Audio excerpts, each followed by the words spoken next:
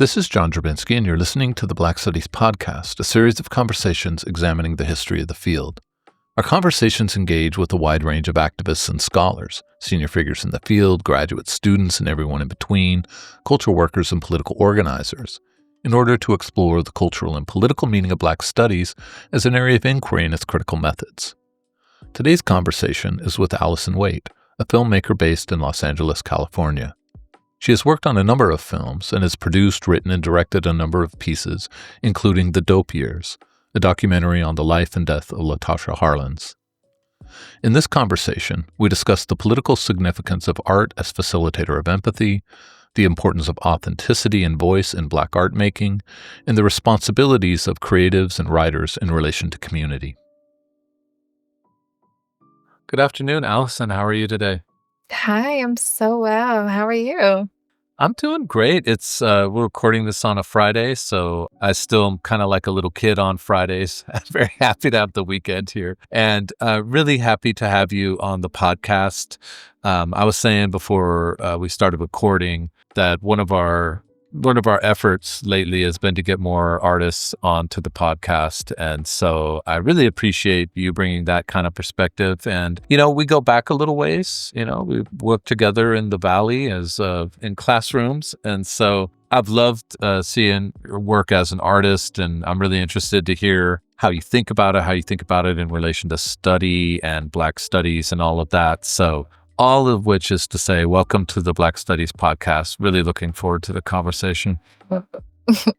Thank you. And thank you for having me. I think that honestly, I account my success solely to some of the mentors that I've had in my life. I've had some pretty great people to speak life into me and to see my potential. And I would definitely say one of those was you. For sure. That is really nice of you to say. Thank you. Yeah, no. When I was taking a class at Amherst, I had the Spike Lee course with you. Yeah. And honestly, it was the biggest lecture class I've ever attended. And, being my first major college class, I was so nervous. And you were so patient. You were so patient with me because I had so many ideas and I'm just like, I don't know how to say it. In the class, I'm a very observational person, very curious about the world, but I have an outlet, which is art, not speaking. So you kindly met with me before every class, and I so appreciate that. And I'll never forget it. That's nice of you to say. I had a hard time talking in class in college at the beginning too, so I'm always very sympathetic to that, which is hilarious because I think one of my flaws as a professor is talking too much, but you're my outlet, not into art, but into overcompensating and talking too much. Right. But overall, I'm grateful and so happy to be here. Well, let me start. I want to ask you, of course, about your cinematic and photography practice and study, and you're thinking about sort of broader questions of Black art in a moment. But I wanted to start really with a more personal question and just ask you, what drew you as an artist to work on Black life? What were those experiences? And I mean that in the broadest sense of childhood experiences, education experiences, communal experiences, political events that brought art and Black life together for you. Yeah, so I like to consider myself as a bridge. I'm a bridge between people and their inner child. I am an artist who creates Black childhood narratives. I always think of children as innocent, but childhood is not. And I find it really interesting to understand people's origin story and how they came to be and how they came to understand their race and place in society.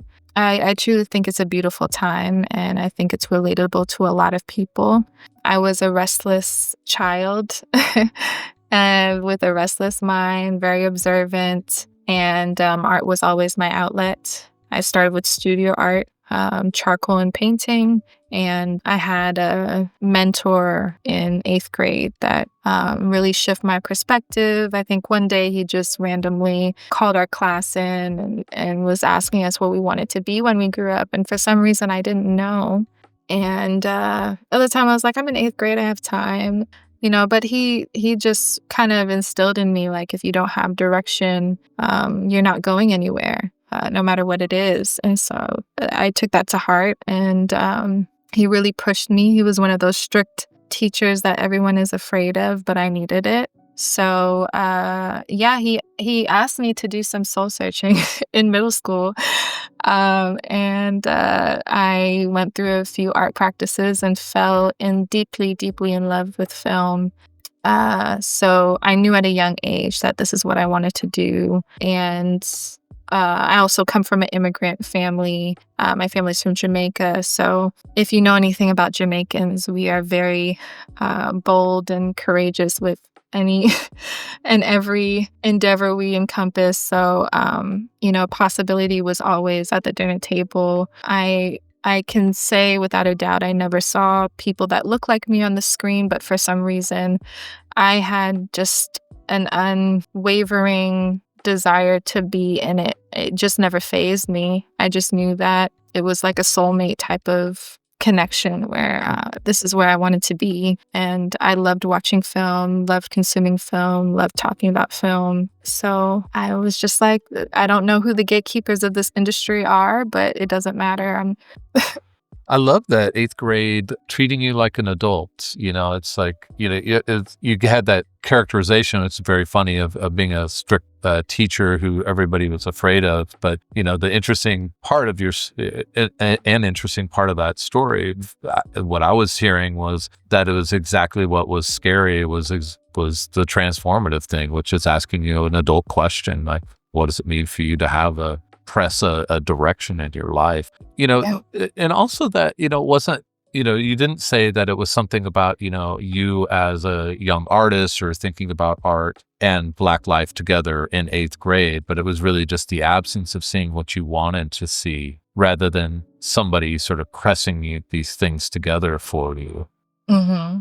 I mean, I'm just interested to hear a little bit about that, how that became a motivator rather than a sort of source of discouragement. I mean, I think a lot about when these issues come up when I teach film courses, and a lot of students are just like, look, I don't see people like me or lives like the lives I grew up around or live on the screen, or I see it so rarely, and they see it as a discouraging moment rather than, it sounds like what for you was this insistence, right? And this demand and motivation.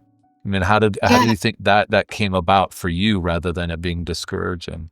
I think it's all about perspective because, I grew up in a community where there were so many different types of people around us at all times, whether it be, people from my home, our home country in Jamaica, or from India, or from Trinidad, or Koreans. I think that's a product of also being from the Caribbean. As you know, the slave trade and has mixed us all up. We're all kind of in this in between of various cultures. So, my family is Jamaican, but we also have Honduras and the Cayman Islands and Cuba within my immediate family. So I think because I was surrounded by all of this, I was a student of the world in every sense. And because I was a student of the world, I saw film. I approached film in that way of just being curious about the human element of the people who were on the screen, as opposed to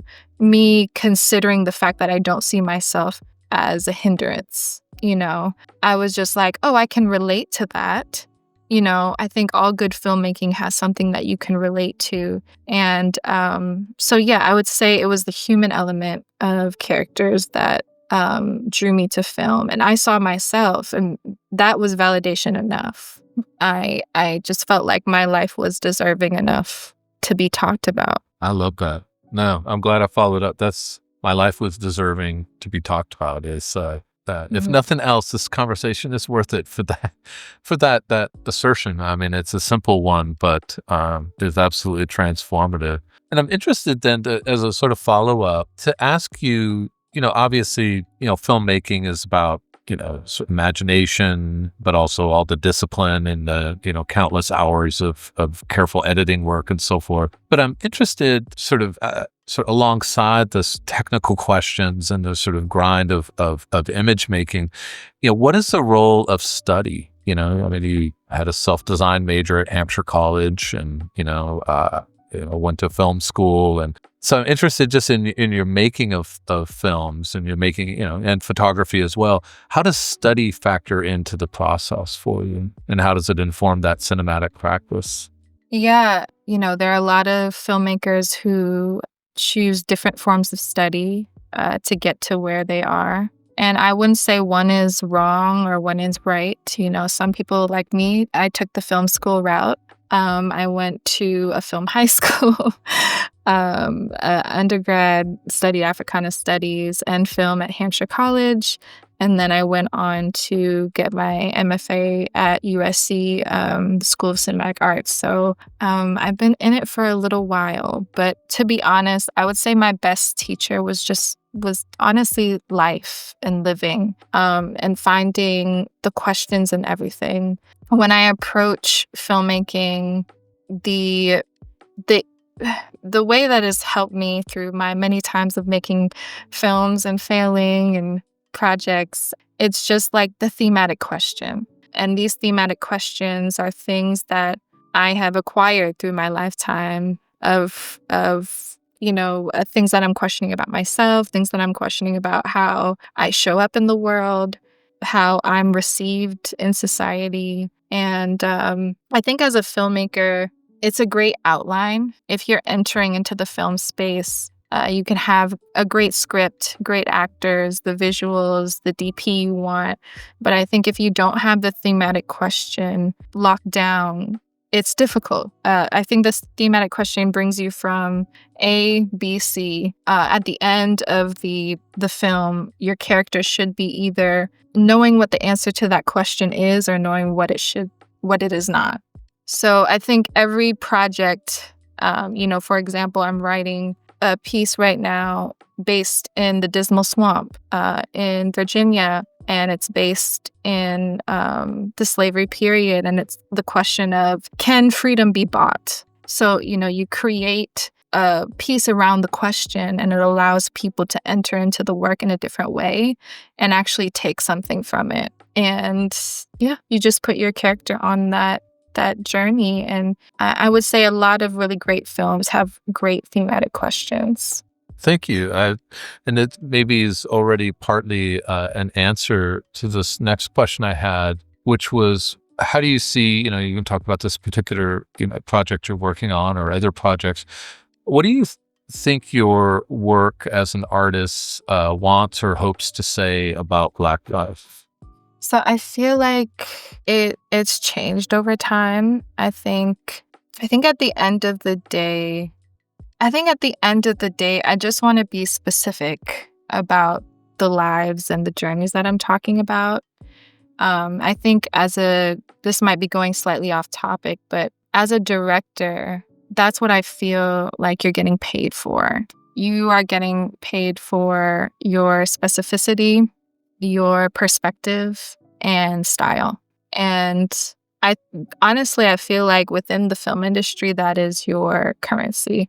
And so I approach it in that way. I have taken a lot of time to kind of figure out what I wanted to do and how to be specific. And I feel like it's taken about 10 years of just kind of digging into what am I truly interested in and what is my specific perspective. And I was reading the Artist's Way, which has become really popular again right now. Julia Cameron, where she was talking about how it takes a while for you to find the longitude and latitude of where you're supposed to be. And so my pinpoint area now is the Black childhood experience globally. So I think I just want to make sure that I'm telling the story from this place, because I feel like it's the child perspective comes with no identity to me.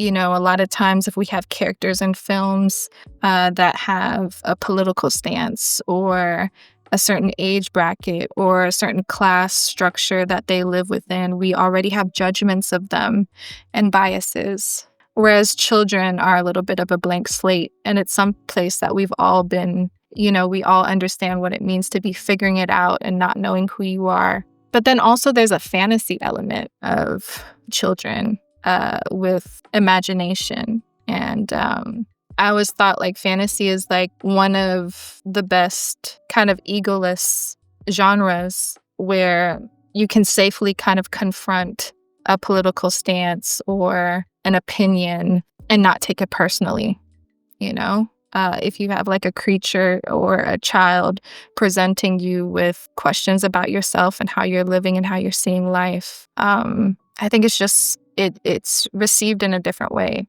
I feel like people absorb it in a much more cohesive and productive way, and through that changing perspective. So yeah, I would say that's kind of the entry point to Blackness that I would like to show and continue to deliver through my work, whether it be commercials or film. I wish some of my students from the past few years in my film classes, I teach still teaching regularly teaching a course on Spike Lee, and also a course I call Cinema of the Black Atlantic. Okay. And I'm always really obsessed with certain filmmakers, obviously not all of them, but Spike Lee in particular, but also Charles Burnett and some others. What they do and can't do when children appear. I think like Spike Lee is so fascinated with children that they're like an enigma for him. It's like an enigma in that like his films are so declarative and very didactic, and then the children enter and they're kind of a chaos element in the sense of like he doesn't really intervene to say much. They just have a play to them. And the way they stand out, and I see my students often kind of rolling their eyes like, okay, Professor Drabinski is going to talk about this again. But I think like what you do, especially in films, Spike Lee or Burnett, just to take the two names I mentioned, like what they're doing to, in their films to talk about Black life is so intensely burdened with politics and history. And then children emerge in this way that you're describing as this different kind of blank slate in this different space that isn't a space of judgment or interpolation. So all that's just to say, when I'm really interested to see where this goes for you, because I think it's one of the hardest things to even think of crafting representations, because so much of the practice of crafting representation is infused with declarations and politics and positionalities. But the way you were describing childhood is just, it's a whole different kind of imagination. Yeah. Yeah, 100%. I think there's this, if anyone is interested or likes breaking down story or wants to improve on their screenwriting, John Truby, he has this really great book about the anatomy of story. I think he describes it so well. And like I kind of knew this, but sometimes you need other people to put words to your thoughts. And he said that coming of age stories teach people the art of living. And I think that's so true. Like, what better way to learn about life than someone who is confronting it head on without any baggage, or any perspective put on it, just taking it in as it is.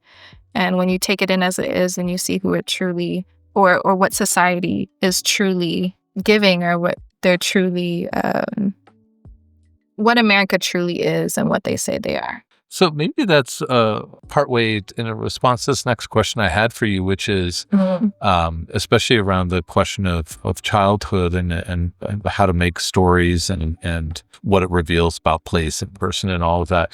I'm interested in how your own thinking about your artistic practice, how you see it in relation to the history of Black writing, thinking, and creativity, but also the future. Like, what do you see it opening up? Like, whether it's new horizons or pushing new kinds of boundaries, but also where you think it fits. Where are those sources where you feel like your work is anchored? That's a very big question. Let me see. I think at the end of the day, I feel like people aren't as curious as they should be, probably aren't as empathetic as they should be. But I don't know if it's the fault of people in our society today, but there is just a lot of craziness going on and a lot of things to focus on, a lot of arguments and positions to rally around, and people are scattered right now. And I think as an artist, it's our job to bring people back to the center of what truly matters. And I think it's my responsibility to bring people into worlds that they probably wouldn't investigate or walk into or be interested in diving into on the regular day-to-day. My job really is to make people care. So if I can do that, then I think I've succeeded. I think there's a lot of hate currently that we are enduring through politics, even through kind of revisiting certain parts of our histories, our collective histories, that it gives people an identity, which I think can be kind of constraining, you know? And my job is to highlight identity, but in a different way, in the way that we are varied, in the way that we are multidimensional, in the way that we are proud of and celebrate. And I never want to fall into like that, who is Chimamanda talks about the single story of a person. So my job is to break that single story and to give people new identity that others can care about. Yeah, I like the and sadly, I mean, you're exactly right. The idea of art having a moment of making us care about something is probably always been the case, but certainly in 2025 when we're recording this, a genuinely revolutionary act. The idea of care and concern. The idea of empathy. Yeah, it's just, it's become like a political issue inexplicably, but maybe it always has been, and it just was naive to think that was one thing nobody really disputed was important, but it turns out it might be. That's the only means of change, I think. If you develop true care and empathy around a person or a group, we were having a conversation earlier about your neighbors, It takes care to invest in a group. It takes care to do research about what certain racial groups might be going through or, enduring on a day-to-day basis, so we can know how to support, know how to be allies, and figure out ways of making it a better and more sustainable community for everyone. And I think that idea that it takes work, right, is so important, because the naturalness or unnaturalness of empathy as a way of discussing it is so uninteresting to me. I'm always interested in the work, whether it's study or conversation or meditation and contemplation, but that real hard work. But that's the way I think art and film and photography in particular, what becomes so important about it is that it's that research element is so pleasurable. Right? It can be very painful too. I mean, empathy is also about encountering other people's pain, but it's also that pleasure of connection that Right. I think aesthetic life really has such intense access to. But there's a reason why fascist governments love to dismantle the arts, right? Because it proposes alternative ways of feeling, and those alternative ways of feeling are alternative ways of knowing and acting. 100%. Well, let me ask you about how you think about thinking historically about Black art, film, and photography in particular, and ask what you think that history of, let's say, Black film, what do you think it's done well, but also what you think it has not done particularly well? Yeah, and I feel like I don't even have a platform to tell anybody that they're doing something wrong within film. Filmmaking is so subjective, and I feel like I am just starting Yeah, sure. my film career in many ways, and so who am I to say, you've done something historically wrong? But I mean, I think I've seen right done, and I've seen people that I look up to and are North Stars for me who have done it right. And I think one thing that I see within all of those people are folks who are not afraid to tell small stories, but also people who are talking about the political in very human ways. Mm. And that's what I hope to do in my work. I am a sucker for a story, that involves 3 or fewer characters, but will make you see the world completely differently. I know some filmmakers that I've been able to meet, like Andrew Dosunmu. I love Mother of George. I very much admire Dee Rees and the work that she does. She's known for Mudbound, and she did an incredible feature film called Pariah, about a young girl in high school who's coming out for the first time as lesbian. And it's those small stories that I feel hold a lot of weight. And so if I had to say anything, I would say some of the stories like that have done it right. And I think we deserve small stories. There are so many intimate moments of Blackness that are not, and nuance of Blackness that is not always discussed, without the drama or the, I guess, gang violence or, things that are placed on our community as what are Black problems, what are our plights as a Black community. So I'm very much a fan of the stories that talk about what it means to maybe like lose love for the first time, heartbreak for the first time as a young Black kid, like what are the intimate human moments that we truly all share. And when filmmakers are able to create characters that are vulnerable in that way, I truly admire that. I think it's difficult, but it's rewarding to watch. This is one of my favorite things, since Spike Lee is a class we share in the past. That's one of the things I think I really love about Spike Lee, and I think is really underappreciated about him, especially his early filmmaking, is how small the places are that he's actually talking about. I mean, he tells such epic stories, and I've really come in over the years of teaching a course on his work to emphasizing that with students, that they think of the films, rightly, that he's telling this big story about African Americans and African American life and systemic racism. And I'm like, yes, absolutely. But, do the right thing. It's like 2 blocks. Right. Get on the bus is literally on a bus. Like he stuffs that camera on a bus. You don't get big views. You have characters who represent, Nation of Islam or gangster or conservative banker, or, you can sort of blow the characters up that way. But in the end, it's telling very intimate stories in very small places in order to reveal worlds. And, that's,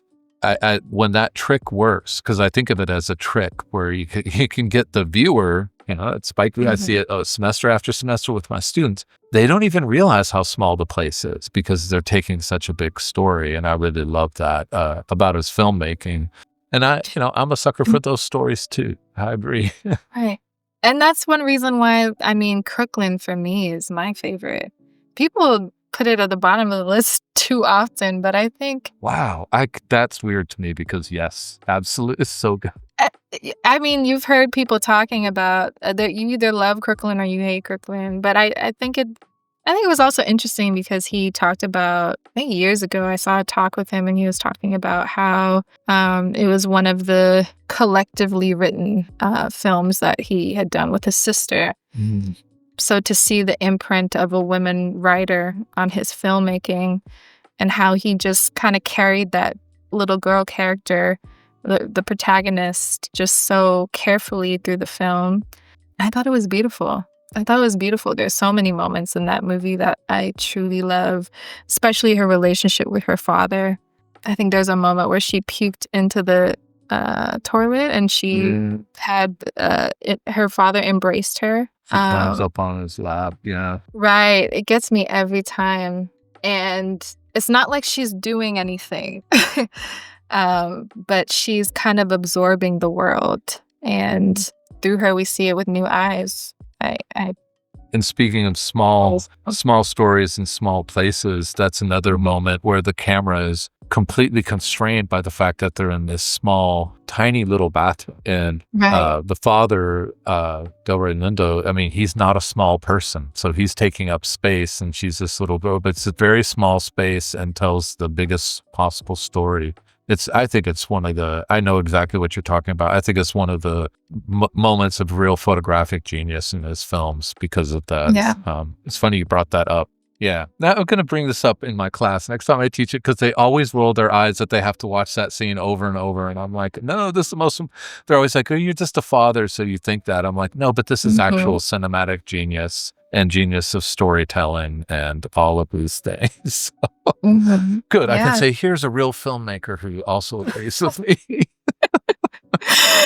That girl in that film is holding the weight of so much. And for the first time, somebody is telling her that they have her.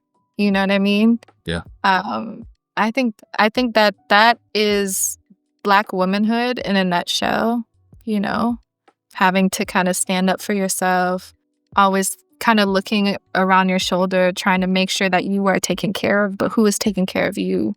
And it's a discussion that a lot of Black women have.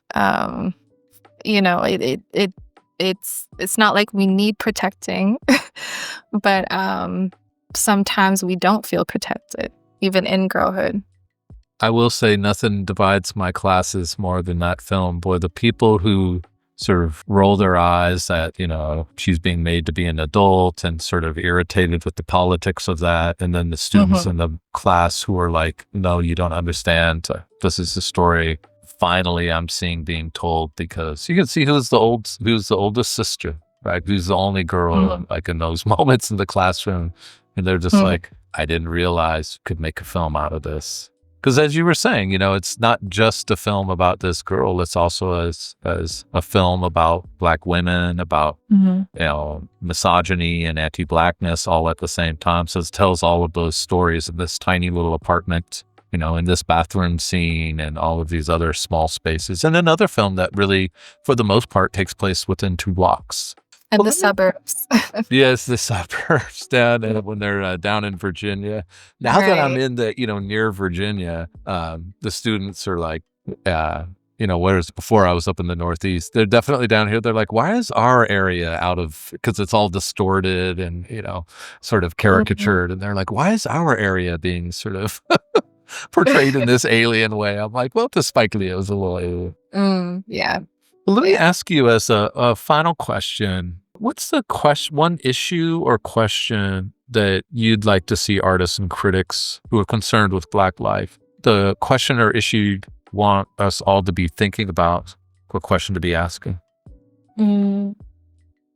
So because I'm kind of taking this in 2 different ways. It's like, am I speaking to the filmmaker who is kind of like me, kind of going into this industry kind of for the first time and creating some of their first pillars of work that, you know, every filmmaker wants to make a work that's like a statement piece, like, this is who I am, this is my business card to the industry. And then I'm also thinking about it more in the sense of like approach to work, the work itself, and also considering that Black life, depending on what your opinion is, sometimes Black life is depicted by us and sometimes it's not depicted by us. And how do we approach that? You know what I mean? Like an outsider creating work that is talking about growing up Black or being Black in society. But I guess I would start as a new filmmaker.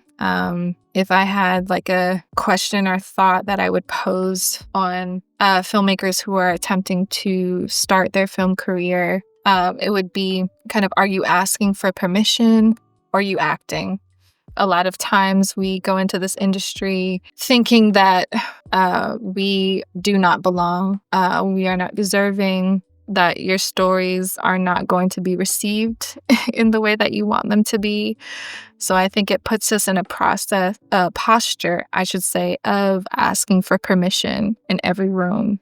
And I personally have just gotten through that period where you go to the film events, you go to the film festivals, you go to the talks and you're constantly going to people asking, hey, can we have coffee? Do you have an opportunity? Do you have a job for me? Like, are there any openings at your production company? Instead of acting and creating and using that energy to make something. Because the one thing that is difficult as a Black creative is people acknowledging your potential. So a lot of times you just have to make it. A lot of times you just have to write it. A lot of times you just have to produce it and let people see the final product. So many years of asking people for favors where I could have spent time making the script and finding the team and making it happen. So it takes a lot of confidence to do that, but you just got to believe in yourself and find what you do have. Not be cynical about the fact that you are not where you want to be or you don't have the team that you want to have. Work with what you have and make it as soon as possible in the best way that you can. And then if I were to approach it as an artist or an outsider looking at creating a piece of work with Black life, I would kind of question or encourage people to think about what are their blind spots and pursue those blind spots with a vengeance and a hunger. Within the community that you're going to be depicting, what do you know about them? What do you not know? If you do not know, then investigate. One thing that was really great about a film that I was on called Residue in DC, that's still available on Netflix. It was released through Ava DuVernay's film movement called Array. And I made it with a director. I was on the camera team, but the director was Marawi Garima. And incredible filmmaker, but he completely changed my perspective about making a film within a community that you're not a part of. And I am not from DC. I'm from LA. I'm from Inglewood. So I was very much an outsider, but we honestly introduced ourselves to the community before we shot. We had dinner with people. We had lunch at the house that we were going to shoot in.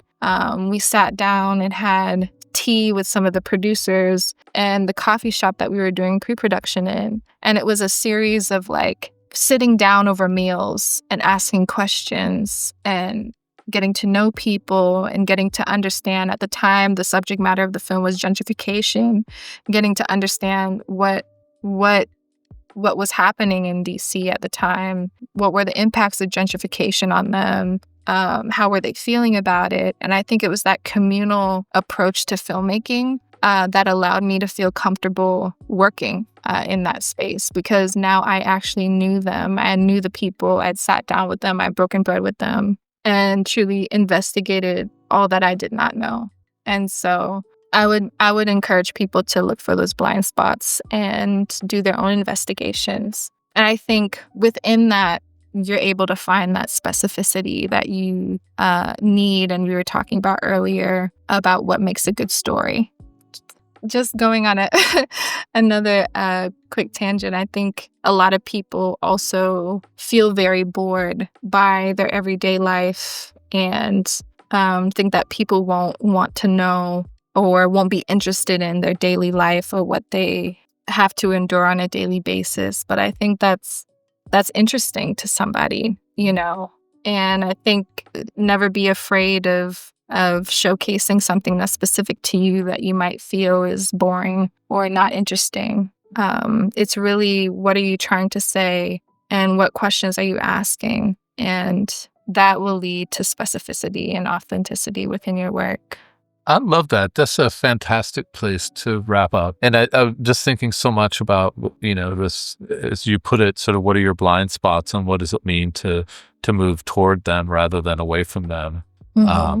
I think, you're talking about that as a filmmaker and artist. And I think that writers and teachers and activists, everybody, in other words, who's, has a connection to the field of Black studies, study of Black life, and all the politics and cultural questions that come from that. These are common imperatives, but they're also common difficulties of, what does it mean to see a blind spot and what does it mean to move into that, in search of different kinds of empathy in terms of certain kinds of everydayness and possibility. And to emerge as, as you've articulated throughout here, emerge with a story that's specific, that has a theme and has authenticity to it. And I think myself as a writer, a very academic writer, these are my questions too. So I love that as a place of wrapping up. And I really am so happy that you made time for this, Allison. This has been a great conversation. I really appreciate you a lot. Thanks for having me. It's been an honor to talk to you in this way as well. I've learned a lot from you and continue to learn a lot even through this conversation. Well, have a great rest of your day, and and good luck with all the film things and making it through our collective political moment creatively and with all sorts of possibilities in mind. So take care. Yes, all the best. Bye-bye. Bye.